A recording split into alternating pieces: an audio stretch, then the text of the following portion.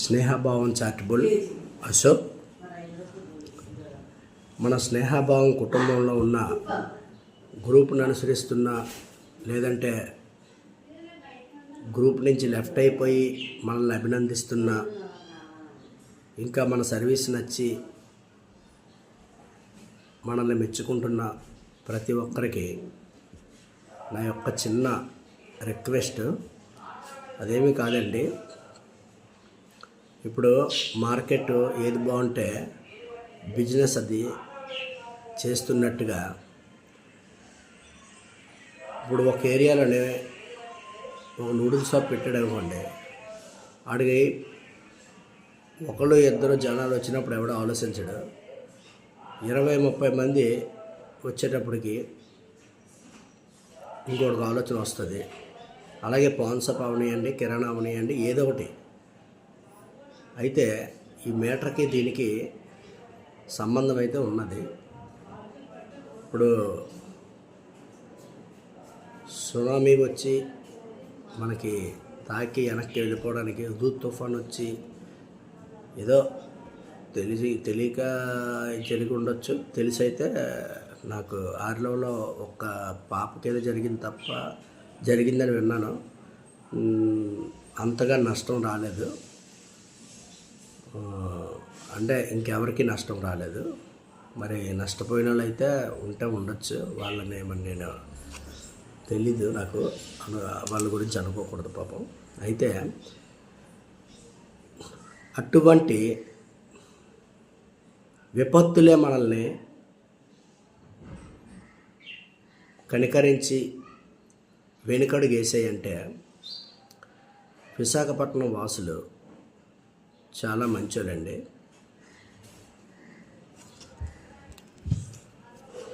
ఆదరాభిమానాలకి, ఎవరైనా పుణ్యం చేయడానికి ఎవరికైనా ముందుండే నిస్వార్థమైన పట్టణం విశాఖపట్నం. అయితే ఇప్పుడు దాన్ని ఆసరాగా తీసుకొని చాలామంది ఏం చేస్తున్నారంటే,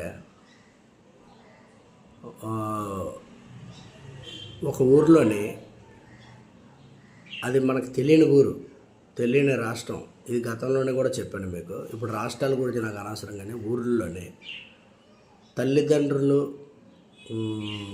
లేదంటే తల్లిదండ్రుల్ని వదిలేసి ఉన్న ఊర్లో వాళ్ళు చూస్తే పరువు పోతుంది అనేసి మన ఊరికి తెచ్చి వదిలేస్తున్నారు. ఆ తర్వాత కొన్ని నిజమైన కారణాలతో, ఇబ్బందులతోటి కాంప్లెక్స్ కొన్ని చోట్ల నిజమైన వాళ్ళు ఉన్నారు, ఒక 10 మంది.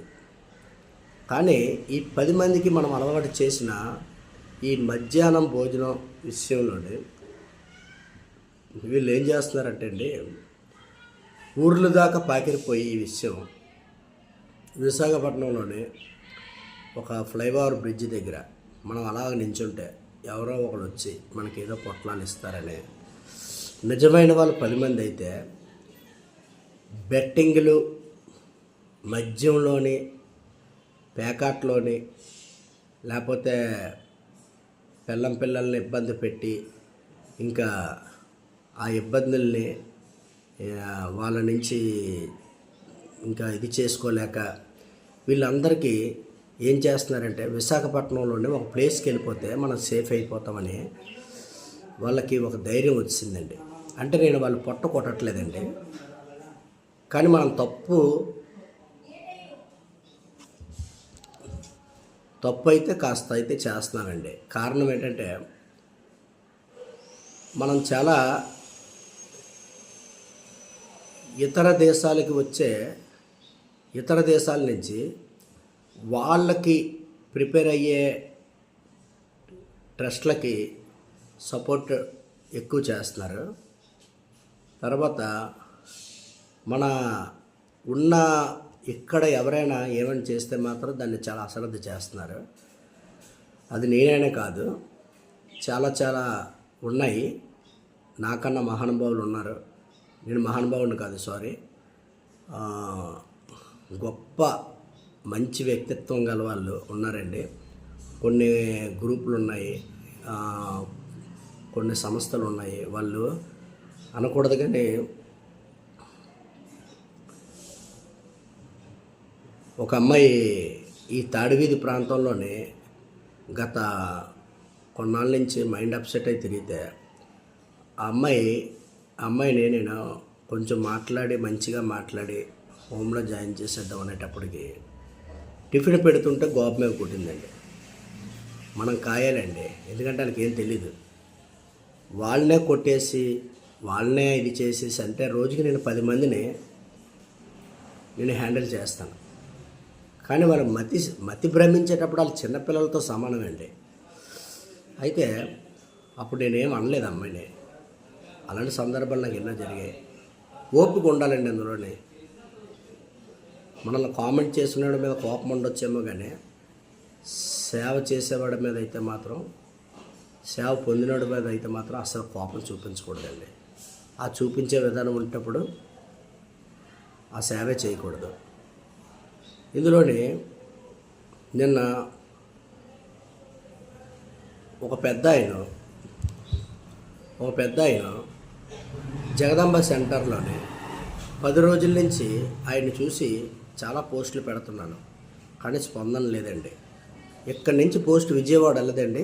వాళ్ళ అబ్బాయిలు విజయవాడలో ఉంటున్నారండి. కనీసం వాళ్ళకి తెలియకపోయినా వాళ్ళ చుట్టుపక్కల వాళ్ళని వాళ్ళకి చెప్తారు కదా. అంటే వాడికి రాత్రి ఫోన్ నెంబర్ దొరికి వాడిని నేను అడిగితే వాడు ఏమన్నాడంటే అండి, బాబు ఇలాగా మీ నాన్నగారు ఎక్కడున్నారో నీకు తెలుసా, లేదంటే ఇప్పుడు ప్రజెంట్ ఎక్కడున్నారో తెలుసా అంటే, ఏమోనండి చిలక జ్యోతిష్యుని అడగాలండి అన్నాడు. అరే నాన్న, అలాంటి జ్యోతిష్యాలు జాతకాలు నేను చాలా చెప్తాను, నువ్వు నా దగ్గర పెద్దగా మాట్లాడకు. నువ్వు విజయవాడలో ఉన్నా కూడా నేను ఇక్కడ రప్పించగలిగే శక్తి నాకు ఉంది. కానీ ఆడు మంచోడో చెడ్డోడో మొత్తానికి తండ్రి కదా అంటే, లేదు మమ్మల్ని చాలా ఇబ్బంది పెట్టాడు అనుభవిస్తున్నాడు కదా. ఆడ పాపం చేశాడు అంటున్నావు, నువ్వు పుణ్యం చెయ్యని నేను చెప్పాను. అయినా కూడా వాడు చాలా ఎక్స్ట్రాలు మాట్లాడితే మన పోస్పట్రేగ కానిస్టేబుల్ గారు లైన్లోకి తీసుకొని కాన్ఫరెన్స్ కాల్ కలిపి ఆయన చాలా గట్టిగా వార్నింగ్ ఇచ్చారు. ఈరోజు వాడికి చాలా పనిష్మెంట్ ఉంటుంది, వాడిని ఇక్కడ రప్పిస్తారు, అన్నీ జరుగుతాయి. అయితే ఇదంతా వదిలేద్దామండి. నిన్న మనం ఈ 10 రోజుల నుంచి స్పందన లేకపోయేటప్పటికీ నేను మన స్నేహభావన్ ట్రస్ట్ టీం కలిపి ఆటో కట్టించి శ్రీకాకుళం దగ్గర గోవిందపురం అనే ఊర్లోకి ఆ ముసలోడు అడ్రస్ చెప్తే తీసుకెళ్తే వాళ్ళు మాకు సంబంధం లేదన్నారు. అక్కడి నుంచి ఎవరికైనా ఫోన్లు చేస్తే వాళ్ళకి కూడా సంబంధం లేదన్నారు. సరే అయిపోయింది. ఆ ముసలాడు ఇంకా ఎక్కడో తెలియకుండా ఎక్కడికి తీసుకొచ్చి వదిలేసే కన్నా ఆ ఉన్న ఊరిలోనే వదిలేస్తే అదే కరెక్ట్ అనిపించింది. ఆయన కూడా అలాగే అన్నాడు, నన్ను ఎక్కడే దించేయండి అని. సరే దించేసాను, అయిపోయింది. అయితే ఇప్పుడు రీజన్ ఏంటంటే సార్, దయచేసి మన పుట్టినరోజులకి లేకపోతే మన పెద్దల వర్ధంతులకి జయంతులకి ఇవన్నిటికి కూడా ఒక ఆచరణ, ఇది ఒక స్పెషల్గా మనం ఒక ఆటో లేకపోతే కారు లేకపోతే అంటే ఎవరి ఉద్దేశం వాళ్ళదే అండి, నేను తప్పు పట్టట్లేదు. కానీ వాళ్ళకి ఎంకరేజ్ చేసి ఎక్కడ విశాఖపట్నంకి వెళ్ళి ఎక్కడి నుంచి ఉంటే ఎవరో ఒకళ్ళు తెచ్చి మనకి ఏదో ఒకటి ఇస్తారన్న ధైర్యం వాళ్ళని పాడు చేసే విధానం అవుతుంది.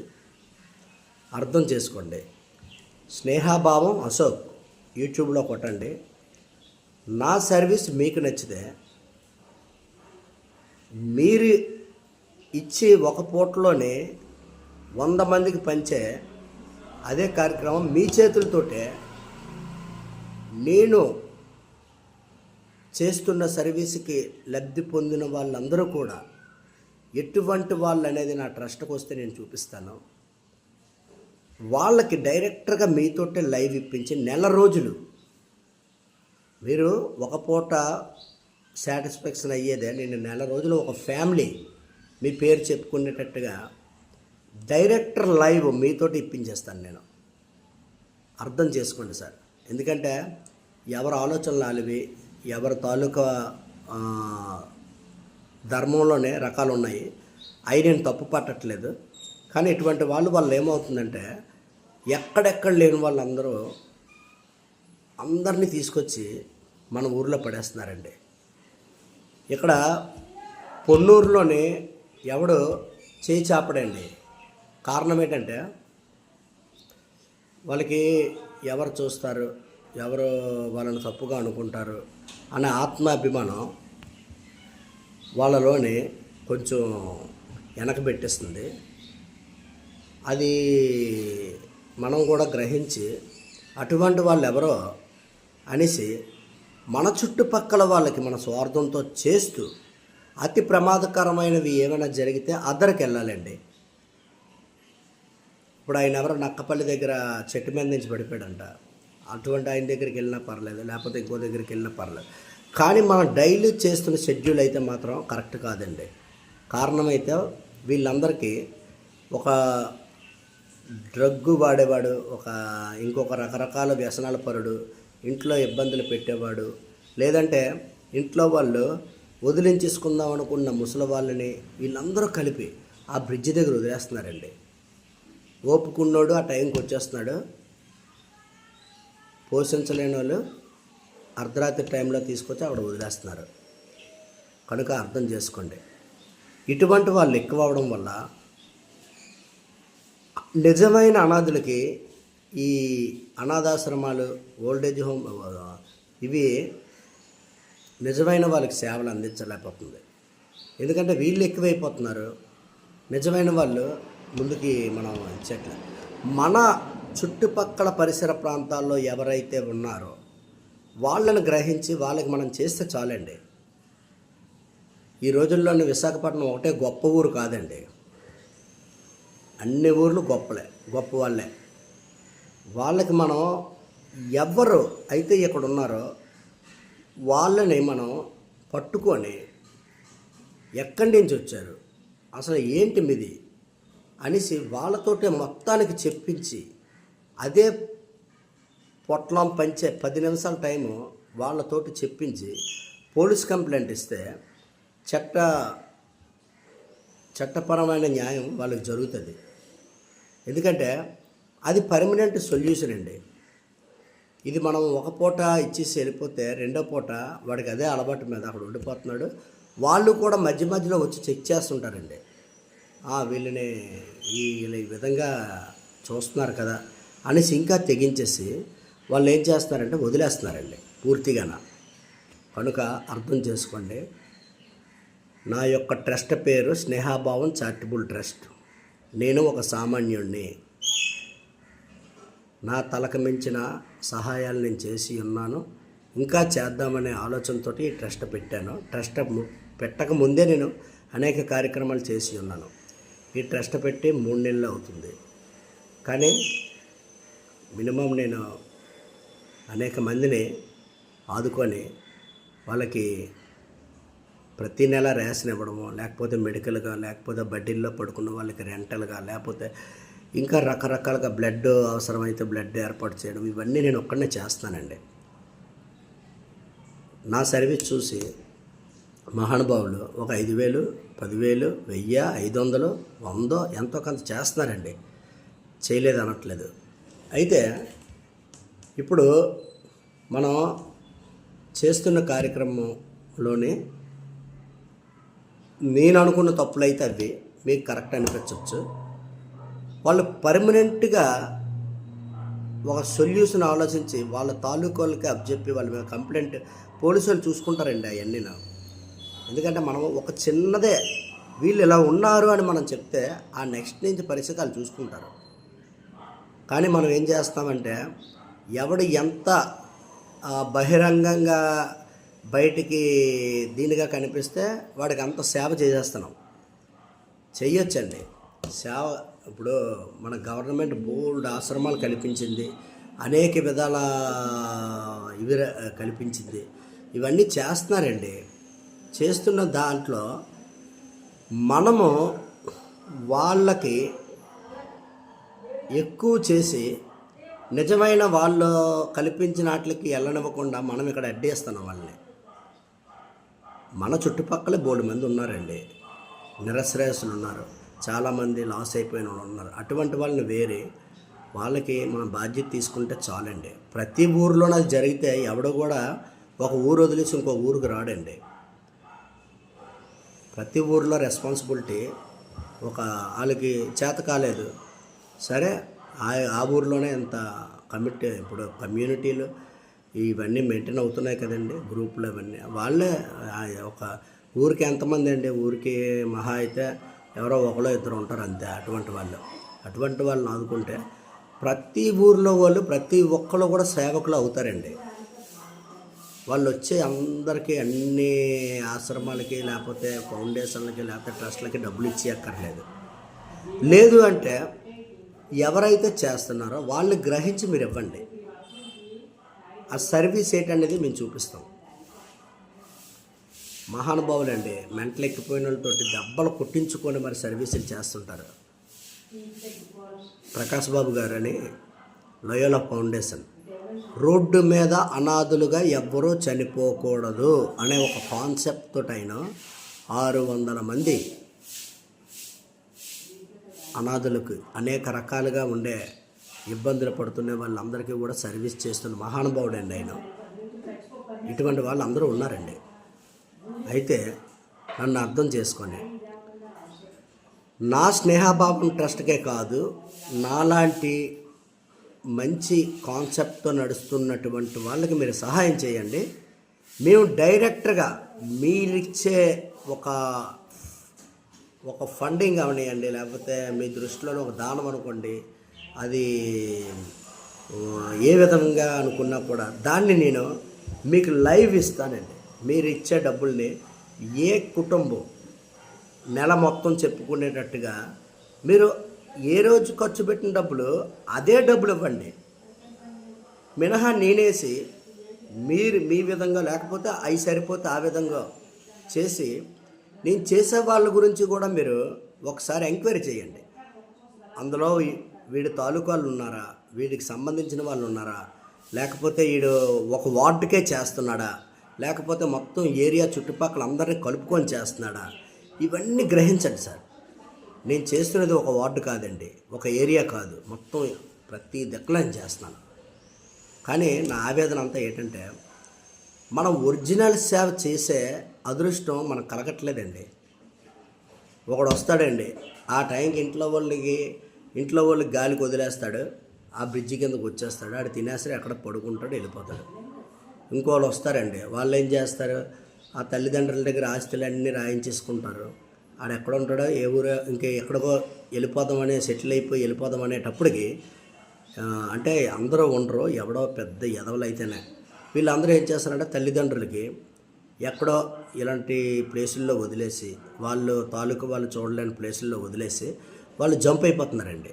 నిన్న ముసలోడిది జగదాంబ జంక్షన్లో ఉన్నోడు ఎక్కడ, ఆ విజయవాడ ఎక్కడండి, విజయవాడలో పిల్లలు ఉన్నారు, వాళ్ళ తాలూకోలేమో గోవిందపురంలో శ్రీకాకుళంలో ఉన్నారు. మనం ఎంత కష్టపడి తీసుకెళ్తే వాళ్ళకి స్పందన లేదు, వాళ్ళ నుంచి వాళ్ళకి ఫోన్ చేస్తే వాళ్ళకి స్పందన లేదు. ఒక పోలీస్ ఆయనకే వాడు అంత బేవర్స్గా రిప్లై ఇచ్చాడంటే ఇంకా మనలాంటి వాళ్ళకి ఏమి ఇస్తాడండి? దయచేసి అర్థం చేసుకోండి. నా ట్రస్ట్ విశాఖపట్నం 30వ వార్డులో తాడివీధి రామాలయం దగ్గర ఉంటుంది. నా సర్వీసులు మీరు చూడాలనుకుంటే యూట్యూబ్లో స్నేహాభావం అశోక్ అని కొడితే వస్తుంది. అందులోనే నా సర్వీసులు చూడండి. అందులో మీకు ఏమైనా ఇది స్వార్థంతో కూడినదో లేకపోతే ఏదో విధంగా అన్నదో అయితే మీరు ఎవ్వరూ కూడా మీరు నాకు రెస్పాండ్ అవ్వకండి. లేదు, నేను చెప్పిన కాన్సెప్ట్ మీకు నచ్చితే మీరు నాకు సహాయం చేయండి. నేను తప్పకుండా మీ డబ్బులకు తగ్గ న్యాయం, మీరిచ్చే దానం తగ్గ ధర్మం నేను నెరవేరుస్తాను. నేను చేసేది ఒకటేనండి, ఎవరైతే బాగా నిరుత్సాహ పరిస్థితిలో ఉన్నారో, వాళ్ళ కుటుంబంలో ఎవరైతే కోల్పోయి ఉన్నారో వాళ్ళని నేను ఆదరిస్తాను. వాళ్ళకి మైండ్ అప్సెట్ అయిపోయినా వాళ్ళకి ట్రీట్మెంట్ చేయిస్తాను, లేదంటే వాళ్ళకి ఒక ర్యాష్ని ఏర్పాటు చేస్తాను. పర్మనెంట్ సొల్యూషన్ అండి, వాళ్ళకి మెడిసిన్ ఇస్తాను. ఇలా 100 మందికి చేశాకన్నా 10 మందికి అలాంటి వాళ్ళకి చేస్తే చాలండి. మనం దయచేసి పెద్దగా మాట్లాడితే తప్పులుండి ఇందులో ఎవరినైనా బ్లేమ్ చేస్తే నన్ను పెద్ద మనసుతో క్షమించండి. ఎందుకంటే మేము చేసే సేవలోనే మేము కోల్పోం, కానీ మేము సేవ చేసే దాంట్లో ఫెయిల్యూర్ అయితే చాలా ఇబ్బంది అవుతామండి. నన్ను అదే ముసలివాడు తాలూకు వాళ్ళు నిజమైన వాళ్ళు అయ్యి ఆదరించే వాళ్ళు అయితే మేము తీసుకెళ్ళినందుకు చాలా ఆనందపడతాం. కానీ అది జరగలేదు, అర్థం చేసుకోండి. 4.5 సంవత్సరాల నుంచి వెతుకుతున్నటువంటి ఒక అతన్ని కొత్తకోట నర్సీపట్నం అబ్జెప్పాం. వాళ్ళ రెస్పాన్స్ చాలా బాగుంది, మేము చాలా ఆనందపడ్డాం, వాళ్ళు ఆనందపడ్డారు. వీళ్ళ పరిస్థితి అలాగే ఉంటుంది అనుకొని వెళ్తే అక్కడ జరిగేది అది కాదు. కానీ మీరు అర్థం చేసుకొని ఇది కొంచెం చెయ్యండి. నేను కామెంట్లు చేస్తారనో, లేకపోతే కామెంట్లు పెడతారనో, షేర్లు చేస్తారనో, లేకపోతే ఏదో యూట్యూబ్లో ఏవో వస్తాయని ఆశించే సేవకుడిని కాదు. ఒక సామాన్యుడిని, నేను ఒక లేబర్ పని చేసుకునేవాడిని. కాకపోతే నా వ్యసనం అంతా సేవ అనేది ఒక అలవాటు అయితే వేరు, నాకు వ్యసనంగా తయారైపోయింది ఇది. నేను సేవ చేస్తాను, అల్లరి చేస్తాను, ఆకతాయిగా ఉంటాను, సరదాగా ఉంటాను. అందులో అయ్యే తప్పు పట్టగలరు, కానీ నేను ఇంకేం స్వార్థంతో బ్రతకను. దయచేసి నన్ను అర్థం చేసుకొని పెద్ద మనసుతోటి నేను చేసినటువంటి సేవలు నేను చెప్పడం యూట్యూబ్లో చూడండి. నేను చేసే సేవల్లోనే ఆ సేవకు సంబంధించిన తాలూకా ఎదవలే, రూపాయి సాయం చేయలేని ఎదవలు నేను చేస్తున్నటువంటి వాటికి నాకు తప్పుగా కామెంట్లు కూడా పెట్టే సందర్భాలు కూడా నేను చూస్తాను. కానీ నేను పట్టించుకోను. ఎందుకంటే ఇవన్నీ పట్టించుకుంటే మనం ఇటువంటి వాళ్ళ మీద సేవ చేద్దాము, సేవ చేసే వాళ్ళపై మనం దృష్టి పెట్టలేము.